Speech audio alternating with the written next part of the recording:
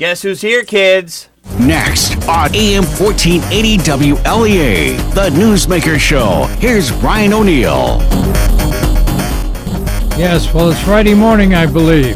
Dr. Robert E. Heineman, Alpha University political science professor emeritus. Well, Doc, it was a pretty busy news week for the anti-Trump forces.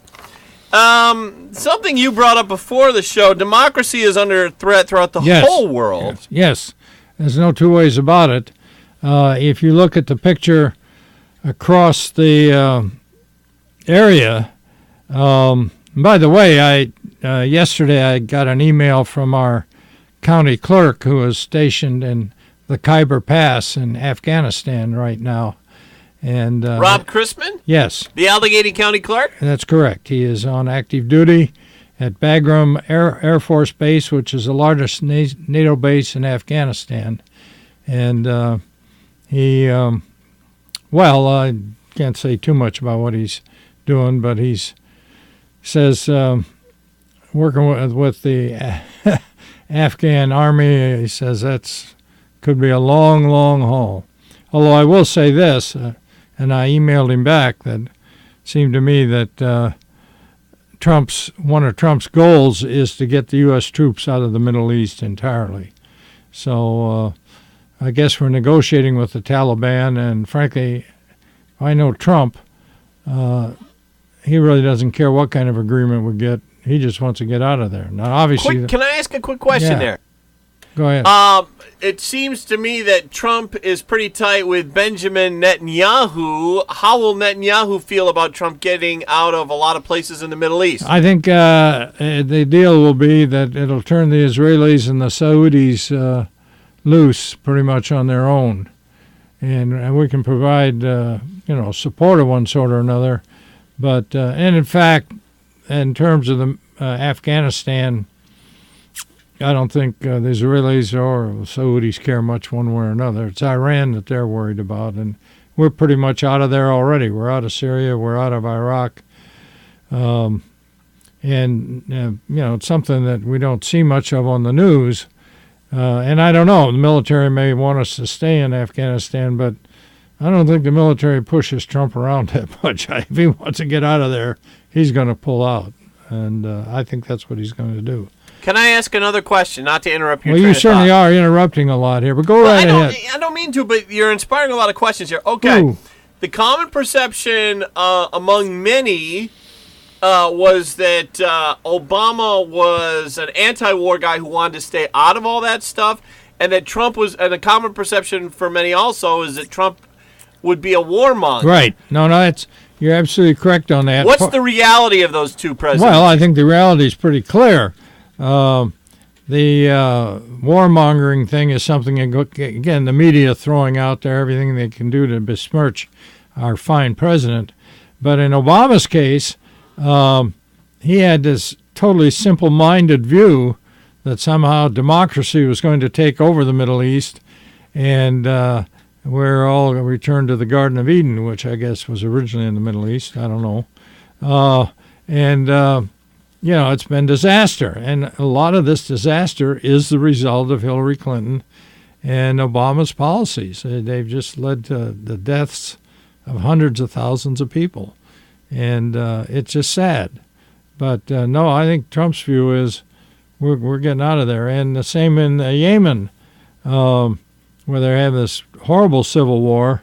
The U.S. has told the Saudis and the Houthis, you guys have got to come down to some kind of agreement here. Other than that, we're pulling out of here.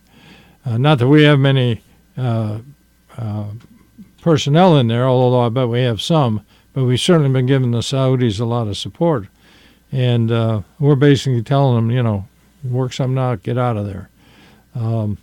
I keep interrupting your train of thought on democracies under threat worldwide. Did you want to finish anything up there before my next question? I'm working my way up to that. Go ahead. What was your next question?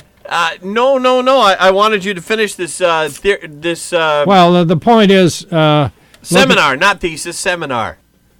Looking at the world, generally, you have to be taken aback by the threats to what we might call liberal democracy, maybe center of the road democracy around in Western Europe and, in the United States, of course, Trump has got everything in disarray, which is kind of his style. But Angela Merkel is stepping down in Germany, and Macron is in serious disarray in France, riots in the streets, and all kinds of unhappiness with his policies, which are good policies. Don't get me wrong. I think the guy's trying to do the right thing.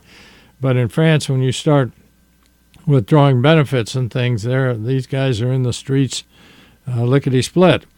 And then, of course, the whole British thing and Brexit, where fortunately Theresa May received a vote of confidence from her party this week, and so that allows her another year to try to negotiate some sort of withdrawal from the European Union. But again, that's all up in the air, and there's real division throughout England on this. So in all these countries, you've got a huge populist kind of movement, and obviously you have one in the United States as well. And in Germany, I think the chances of getting a much more right-wing chancellor in there in place of Merkel are very high, and you don't need too much of that in Germany. So it's in a pretty tenuous situation, and in this kind of situation, people like Xi Jinping, the premier of China, who is holding a real strong hand there, tends to look pretty good. But again, and we're not saying that China in any way, shape, or form is a liberal democracy, but even there they've got this whole Muslim province out on the, I guess it would be the western end of China, that they're trying to re-educate these people, and they're strong Muslims. So they've got problems too. It's amazing how the ability to maintain some kind of stability is under threat across the world, you might say. That leaves us with Trump, of course, who continually stirs things up, and people are, saying, where's this all going to go? Well, I think Trump's view is he has a lot of confidence in the people, mostly the people outside the Beltway, being able to take care of themselves and act responsibly, and I think they can. But listen to the media, and inside the Beltway, it comes from both the Republicans, the conservatives, and the liberals and the not-so-progressives. They're all scared to death of the guy. You talk about stir-uppers. The conservatives tend to label George Soros as the Simon Bar-Sinister evil mastermind behind a lot of the disruptions, not only in the U.S., and I'm talking riots when I say disruptions, behind a lot of the riots in the U.S. and Europe and elsewhere. Right. Do you think that's an accurate picture? Well, I think he has an organization there that is pretty well spread, especially throughout the Western world. I don't know what he's doing down in Central and South America, although people have, I guess, tried to accuse him of pushing these caravans up through Mexico. I don't know if that's true or not. You tend to toss everything his way. But certainly in the United States, he's got a pretty wide network there. The problem is, if you had somebody like Karl Rove and a few other of these guys, people who know something about how to run politics and how the common people think, you can offset Soros and these guys that he's put forth pretty quickly. But right now, everything is kind of, I guess, in limbo in that respect. Would you say, just to follow up on that statement, would you say that there are some naive people in the administration who don't know how to handle it like Karl Rove would? Yes, I think that's true. And I think a large part of that is because Trump has never had any serious political experience. And so, again, some of these aides of his who are under indictment or under investigation. These are people that worked in private industry and finance and things of that sort, and the sorts of things that they were able to pull off in those deals are not the sorts of things you can be pulling off in the government. And I think some of them are very naive, and unfortunately some of them are going to go to jail, I think. But a lot of that is, I think, attributable to the fact that the range of solid government experience among these people is quite a bit more limited than it would be under the Bushes or the Clintons or whatever. On the other hand, I think the public is ready to reject that kind of we'll all get together and sing songs and such, and who cares what's happening to the rest of the country. So Trump, breaks into that, and I think does relate pretty strongly to what people want. And in fact, some of the polls show him at 49% or something like that, which is really pretty incredible, given all the nastiness he's been subject to. So we'll have to see what happens here if he does, in fact, shut the country down over Christmas. I think that will be that will be quite a show. I want to get to that in the border wall, but you just inspired a question. Oh, I got to stop doing that. Yeah, go ahead. Do you do this to were your students like this? Oh yeah, they were excited and enthusiastic. Yes, they weren't drowsy in the morning. Well, yeah, come on. But anyways, I always was. But anyways, but I wasn't in your class. But no, but you know that. Yeah. Anyways. What I wanted to say was, you talked about the naivete of the certain members of the Trump administration people. At the same time, a lot of the talking heads have been saying lately the reason Donald Trump is president, a man without political experience, surrounded by people who don't have political experience in many cases, is because people got fed up with the status quo. Oh, absolutely. So there's an advantage to the naivete, maybe? Oh, yeah, no. I think I was trying to make that point. I do. We could follow up on that on just a little bit there, though. I mean, some of these people like Nikki Haley was former governor. Pompeo had experience under previous presidents. And then he's relied on a lot of military people to fill staff positions. And, of course, these guys got some sense of how government operates. So it's not been... totally a bunch of rookies in there by any means. But the sense that people had enough of the status quo, I think that's absolutely true. And, the people who really have gotten shafted again and again, and a lot of these minority groups that the liberals get up and talk about the poor and discrimination and all that sort of thing, but frankly have done very little to actually provide jobs and such. And right now, as we know, the unemployment rate among blacks is, I think, the lowest recorded, and the Hispanic unemployment rate is way down there too. So Trump's proposals and practice has, in fact, provided these people with jobs, which it seems to me is something that most of them appreciate.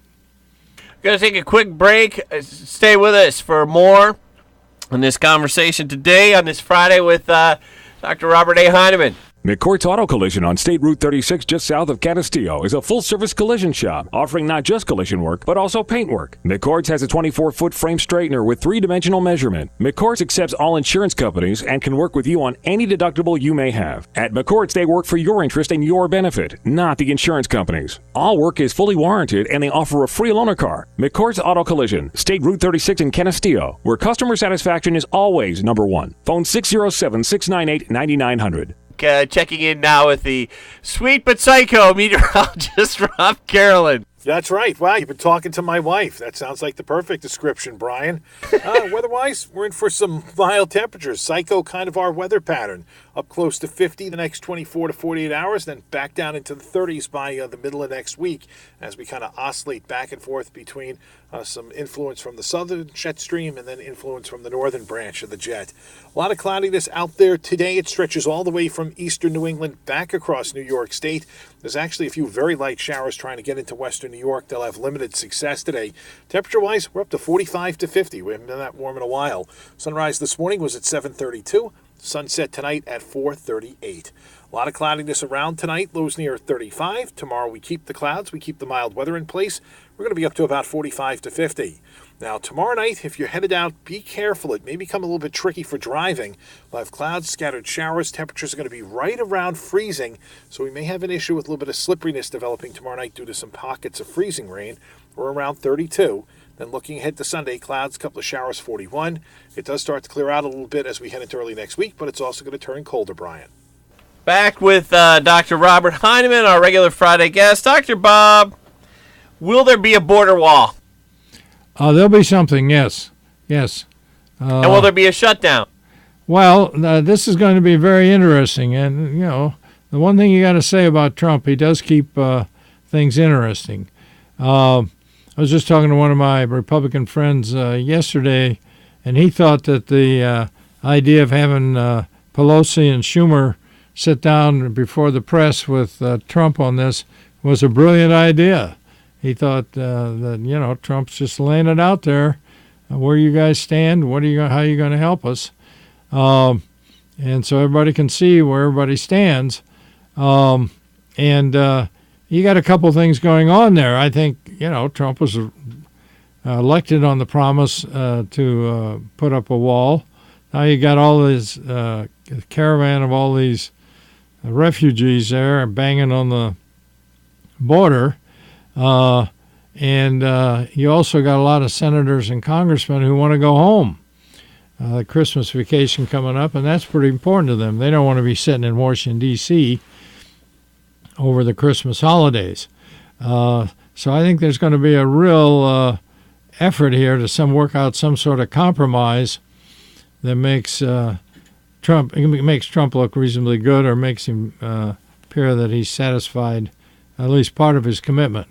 And how that's going to go, I don't know. But when Trump says he'll shut down the government, I don't think anybody doubts that he will. And that's going to be really interesting if he shuts it down over Christmas. You're going to have these pictures of these poor little kids sitting out there in the snow. A lot of the conservative talk show hosts have been saying that a government shutdown, what happens in reality, the conservatives are saying the liberal media is trying to present this as the end of the world. All these people will starve to death, and that it's not true. You'll still get your mail. Oh yeah. No, the thing of it is, the idea of shutting down the government, and I think Reagan did there for a while, and then Gingrich did there under Clinton, which was kind of a disaster. But the thing about it is, and it goes back to the whole Beltway syndrome again. People begin to realize that, we can operate fine without an EPA or an agriculture department or interior department for 2 or 3 weeks. We find probably 2 or 3 months. It's probably not going to make much difference one way or another, which would make you as a government employee, I think, maybe a little nervous about your job.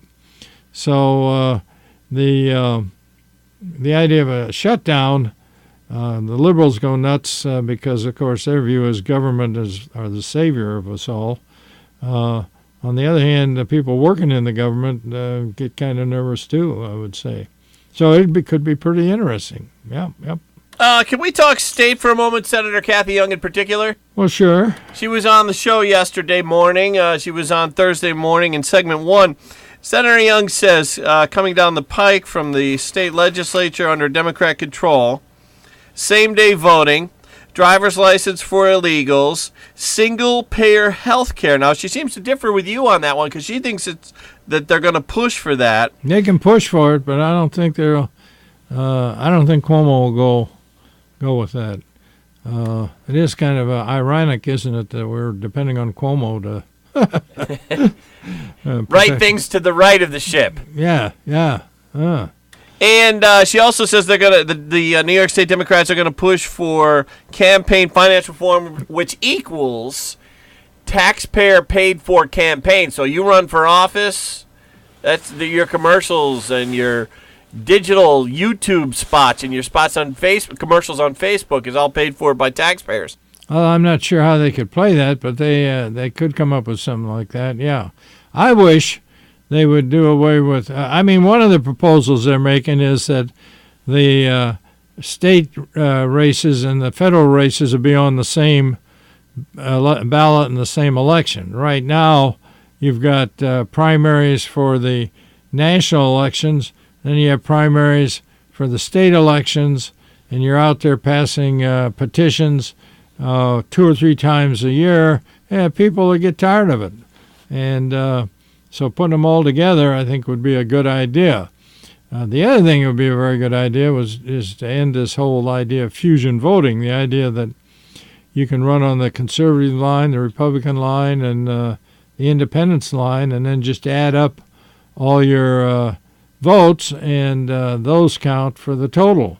In most states, if you run as an independent, the only votes you get are as an independent.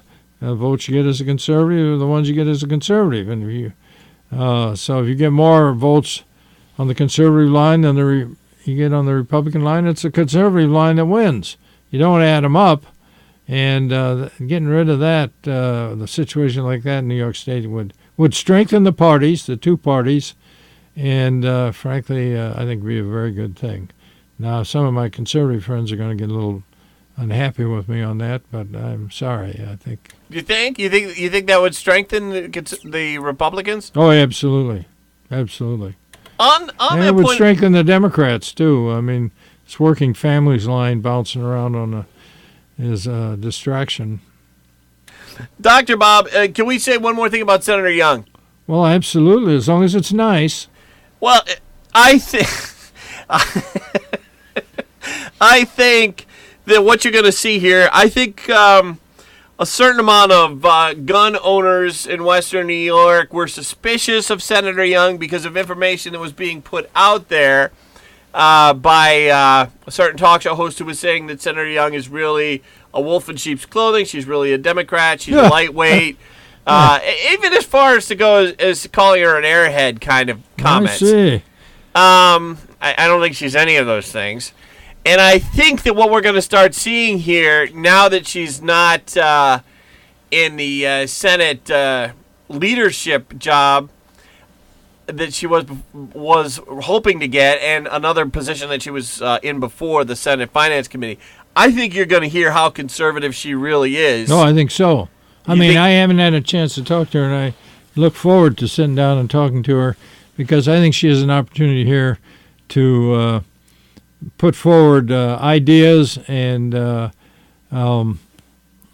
an image that a lot of people are going to find pretty attractive.